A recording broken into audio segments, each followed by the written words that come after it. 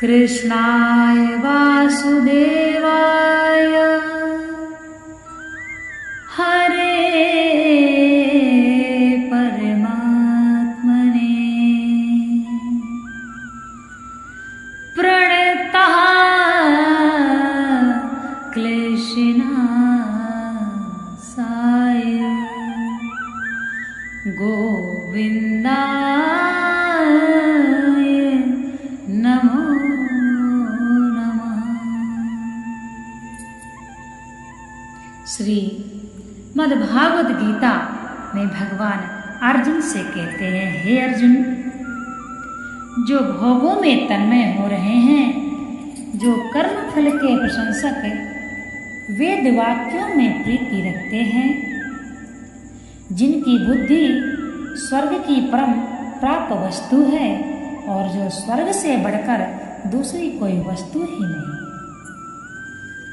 ऐसा कहने वाले हैं वे अविवेकी जन इस प्रकार की जिस पुष्पित यानी दिखाऊ शोभा युक्त वाणी को कहा करते हैं, जो कि जन्म रूप कर्म फल देने वाली एवं भोग तथा ऐश्वर्य की प्राप्ति के लिए नाना प्रकार की बहुत सी क्रियाओं का वर्णन करने वाली है। उस वाणी द्वारा जिनका चित्त हर लिया गया है, जो भोग और ऐश्वर्य में अत्यंत आसक्त हैं, उन पुरुषों की परमात्मा में निश्चय यात्मिका बुद्धि नहीं होती है। भगवान कहते हैं, भगवान यहाँ काम शब्द के भोगों का अर्थात कामात्मनः पद का क्या अर्थ है। यहाँ काम शब्द भोगों का वाचक है। उन भोगों में अत्यंत आसक्त होकर उनका चिंतन करते करते जो तन्मय हो जाते हैं, जो उनके पीछे अपने मनुष्य तत्व को सर्वथा भूले रहते हैं। वेदवादरता का क्या अर्थ है। वेदों में इस लोक और परलोक के भोगों की प्राप्ति के लिए बहुत प्रकार के भिन्न भिन्न काम कर्मों का विधान किया गया है और उन कर्मों के भिन्न भिन्न फल बतलाए गए हैं।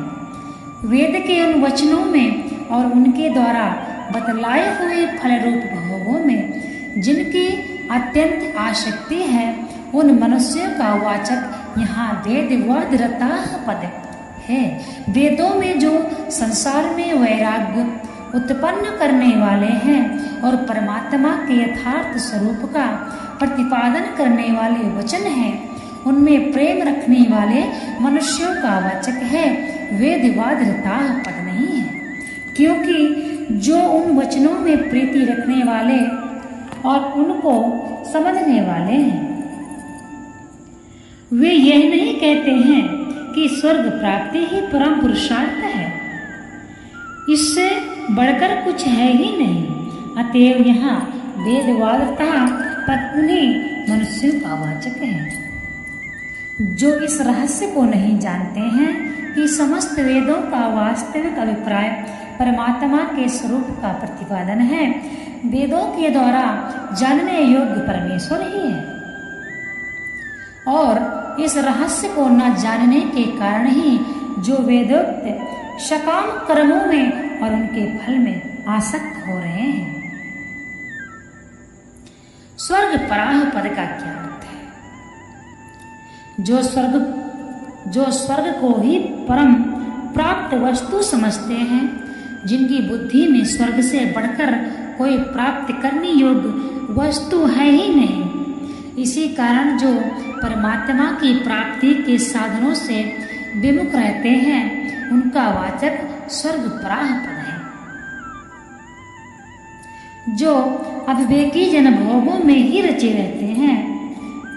पचे रहते हैं, उनकी दृष्टि में स्त्री, पुत्र, धन, मान, बड़ाई, प्रतिष्ठा आदि इस लोक के सुख और स्वर्ग आदि परलोक के सुखों के अतिरिक्त मोक्ष आदि कोई वस्तु है ही नहीं।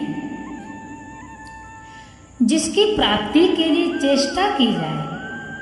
स्वर्ग की प्राप्ति ही वे सर्वोपरि परम ध्येय मानते हैं और वेदों का तात्पर्य भी वे इसी में समझते हैं। अतएव वे इसी सिद्धांत का कथन एवं प्रचार भी करते हैं। ऐसे मनुष्यों को अविपक्षितः विवेकहीन कहने का क्या भाव है?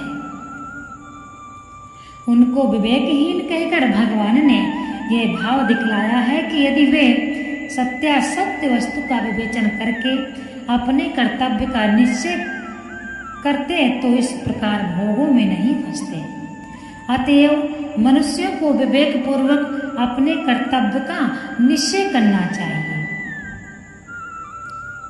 वाचम के साथ इमाम, याम और पुष्पिताम विशेषण देकर क्या भाव दिखलाया है? भगवान कहते हैं इमाम और याम विशेषणों से यह भाव दिखलाया गया है कि वे अपने को पंडित मानने वाले मनुष्य जो दूसरों को ऐसा कहा करते हैं कि स्वर्ग के भोगों से बढ़कर अन्य कुछ है ही नहीं तथा जन्म रूप कर्म फल देने वाली जिसे वेदवाणी का वे वर्णन करते हैं, वह वाणी उनके और उनका उपदेश सुनने वालों के चित्त का अपहरण करने वाली होती है।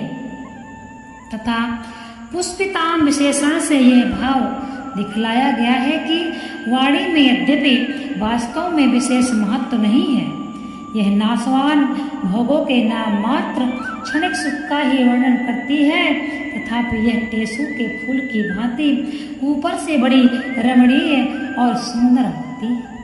इस कारण सांसारिक मनुष्य उसके प्रलोभन में पड़ जाते हैं। भगवान कहते हैं समाधि का अर्थ परमात्मा कैसे किया गया है तथा जिनका चित्त उपर्युक्त पुष्पिता वाणी द्वारा हारा गया है एवं जो भोग और ईश्वर में अत्यंत आसक्त हैं, उन पुरुषों की परमात्मा में निश्चय आत्म का बुद्धि नहीं होती। इस कथन का क्या भाव है? इस व्युत्पत्ति के अनुसार यहाँ समाधि का अर्थ परमात्मा किया गया है तथा उपर्युक्त वाक्य से यहाँ ये भाव दिखलाया गया है कि उन मनुष्यों का चित्त भोग और ईश्वर में आसक्त रहने के कारण हर समय अत्यंत चंचल रहता है और वे अत्यंत स्वार्थ परायण होते हैं। अतएव उनकी परमात्मा में अटल और स्थिर निश्चय वाली बुद्धि नहीं होती है। इस प्रकार भोग और ईश्वर में आसक्त सकाम मनुष्यों में निश्चय आत्म का बुद्धि के ना होने की बात कहकर अब कर्म योग का उपदेश देने के उद्देश्य से पहले भगवान अर्जुन को उपयुक्त भोग और ईश्वर में आसक्ति से रहित होकर समभाव से संपन्न होने के लिए कहते हैं।